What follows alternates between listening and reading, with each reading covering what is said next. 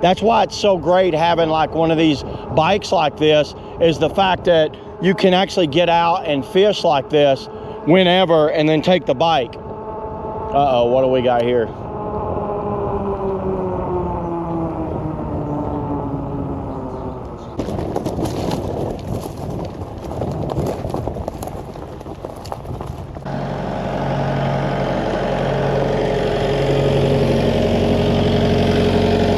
It's like a big industrial pump, and they're pumping it up to some 18-wheeler trailers. A couple of shopping carts. That one looks like a dollar store. That might be a Walmart right there.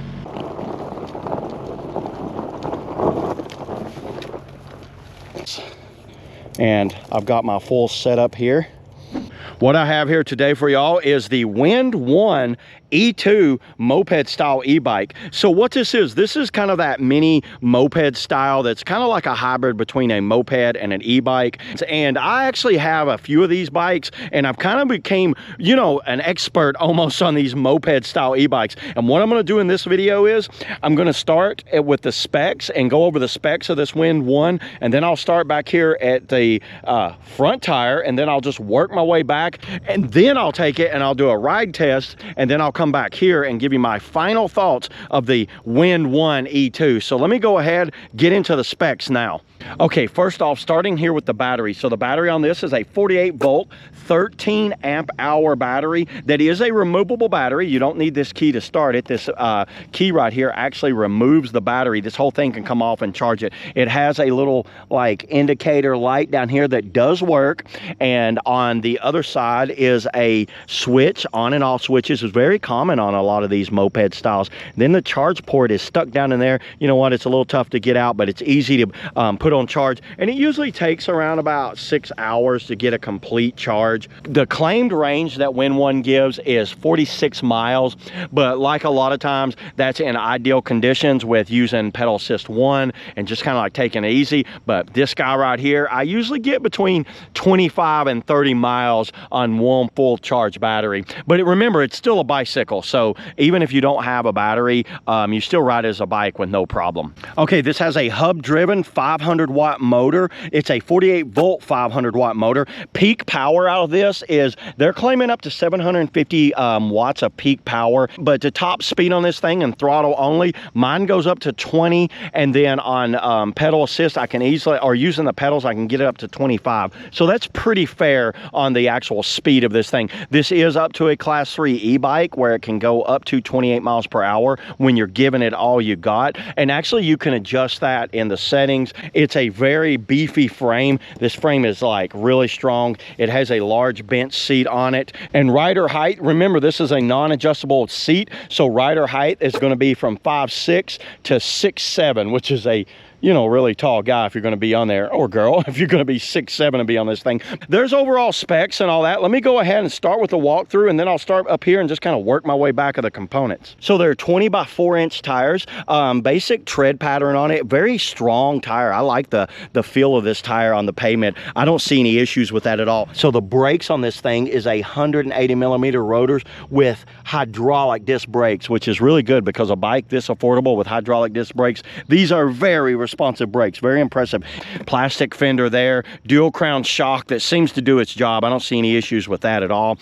Front headlight has this little cage on it. It's a decent headlight. I don't see any issues with it, but like a lot of these headlights, I always put an aftermarket on there. This is technically a full suspension bike. I've adjusted mine. I actually had to use some pliers to turn this thing because I wanted to get it as tight as possible. It's a very cushiony ride between the front and back. It's got a hinge here, and it hinges here, and then the front crown, it really bounces a lot, so I tighten mine up as tight as it'll go, and I think it does its job. It's actually got a pretty good suspension on it. This was kind of corny right here. Look at the comically long kickstand, everybody. This is the longest kickstand I've ever seen, and it's positioned in a strange spot. If it was me, I would bring this back to here and then shorten this kickstand up. Your heel does hit it. You see that right there? Even while you're riding, the heel does hit it. You can remove this kickstand and get rid of it completely, but I like having a kickstand on there. But if WINDONE's watching this, tell your welders to start welding this about 3 inches back and then get you a small kickstand. I think that's a smarter way to go than using this long kickstand right here. This does not come on here. These are aftermarket. They're called VLRK. They're aftermarket kind of pegs for the back, because this is a wide enough seat to put a back seat rider on there. Very cool on that. 180 millimeter rotors with hydraulic disc brakes in the back. Really small little fender, but this fender does well. But you have a seat right here that can collect anything, so it's even if this fender doesn't catch it, the seat will. Tail light, it does work as a brake light and tail light. Has a little thing right here if you want to put a license plate on there. So this is a 7-speed tourney shifter. These tourney shifters are good. I think they're adequate for e-bikes. I don't see any issues with all on these e-bikes. Okay, so moving on up here to the cockpit area, or we like to say the handlebars. First off, you don't get the phone holder with it. That is my phone holder. I will leave links to where this phone holder is. Actually, what's the name on this thing? I think it's called the Posiki. This has a straight style handlebar, more like a mountain bike style handlebar instead of the BMX. The other moped style I got has a BMX style. This has a straight style on it, which has a different type of riding position. The brake levers are very responsive. They're actually called RSX, kind of kicks out one little finger pull and you can stop these things easily. Half twist throttle right here, 7-speed thumb shifter, which is kind of standard, 1 through 7 right there, easy to shift. Comes with a bell, does not have a horn. And to turn this on, you're going to hit this button right here on the bottom. Color display, it's kind of small, but it looks really good, everybody. It gives you everything you need on here. You got the minus, so you got up, you can go through the pedal assist 1 through 5 right there. Over here is a little information if I want to go odometer, if I want to go minutes, average speed, tripometer. You can change some settings by holding down both of these at the same time. It brings you into this menu. I'm not going to go into that menu right now. I'm just going to let you guys figure that out if you want to kind of go through it. But you do have to have a code to get in it, and then you can change some things. But just so you know, if you change certain things, you could cause some problems with the controller. So be very careful messing with that. Ask me how I know. And let's lean it over and do the no load test and see where we're at. I know where we're at. We're going to be at 20. This thing is capped at 20, 19.8, pretty much 20. But that's as fast as it'll go on the no load test, and it'll actually do that pretty easy. Hold down the minus and you have a walk mode, and you will need that walk mode because this thing is a beast. It weighs a ton. It has cruise control, and to get out of cruise, hit the brakes or start pedaling or something like that, and it shuts the cruise off. Let's go ahead, let's put this thing on the ride test, and then I'll come back here, give you my final thoughts of this Wind 1. Let's get to the ride test now. Put our pegs up, we don't need those anymore.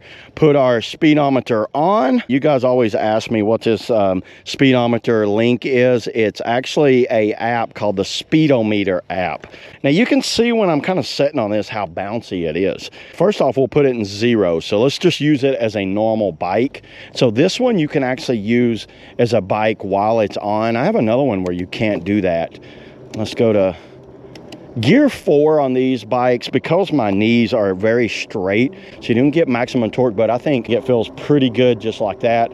So let's just go ahead and say, 10 miles an hour as a normal bike, because if you ever run out of power, you're going to need that, trust me. Let's go pedal assist 1, throttle only, and pedal assist 1. This will tap out at 20 between pedal assist 1 and pedal assist 5. The controller does not regulate it, but it will change when you're, so I'm at 19, basically 20 miles an hour. Let me turn around and go back. Controller does not regulate between 1 and 5. It just goes 20 miles per hour all the time. So let's go ahead and let's do pedal assist only. Pedal assist 1 using the pedals. The motor's shutting off at about 8. Pedal assist 2. Motor feels like it stops at 12. 3, I'm going to say it probably stops at 15. Yep, how do I know? Because I've ridden this bike a lot. 4 will get me 20 pretty easy. And then 5. So 5 in gear 7, I should be able to hit 25 before I start ghost pedaling. 24, 25. Can I hit 28? Let's try it. I'm giving it all I got. Right now I'm at 27.7. You notice how the throttle doesn't work right there? That's why I said, everybody, that 25 is about to cap on this thing, which is okay. 25 is still pretty quick. A lot of bike trails are 20 miles per hour only. So, oh, and just so you know, to turn the headlight on, you hit this button right here. You can see the headlight right here. It's a decent style headlight, and it also has a tail light and brake light on it when I mash the brakes.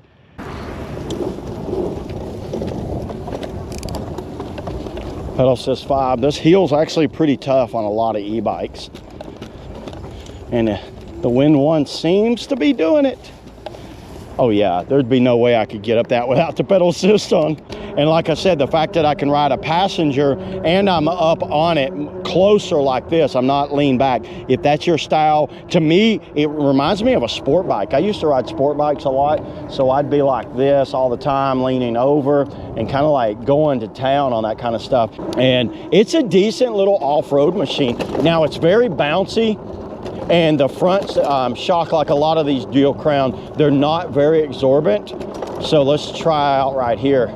See, it holds 20 pretty easy. I'm gonna stand up a little bit on that. I can stay seated because it's so bouncy on that back shock.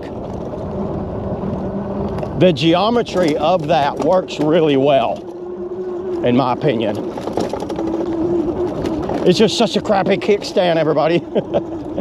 Wind One, get rid of that kickstand. I like taking this and then hitting this little road right here. There's a little nice little bike trail right here.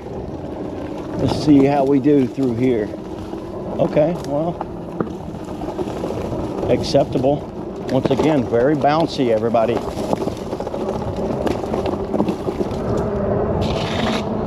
Top speed going downhill.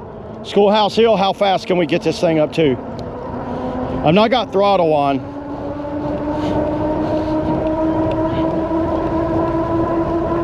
We've got 30 on that one, 29. And let me tell you, these brakes are nice.